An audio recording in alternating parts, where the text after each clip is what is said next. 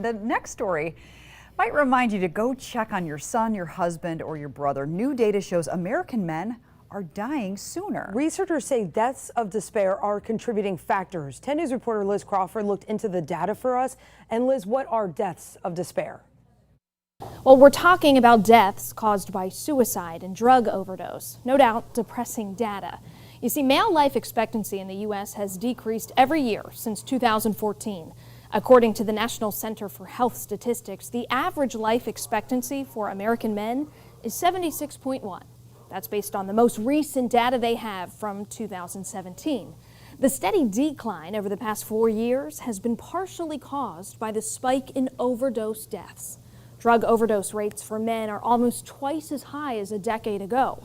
I talked to John Templeton of Footprints Beachside Recovery, a drug and alcohol treatment center in Treasure Island.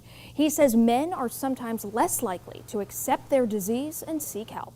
I think there's a culture that for generations men are supposed to be strong, and I think that gets interpreted as you don't ask for help, or even telling like little boys, hey, boys don't cry. That tough guy mentality not only interferes with addiction recovery, but can also be a reason why men are more likely to take their own lives. In 2017, white males accounted for just about 70% of suicide deaths in the U.S. The rate of suicide is highest in middle-aged white men.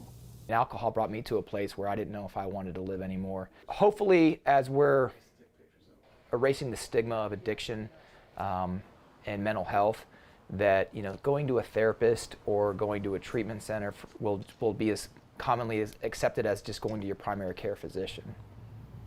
One other note, women's life expectancy has remained steady over the last few years at age 81.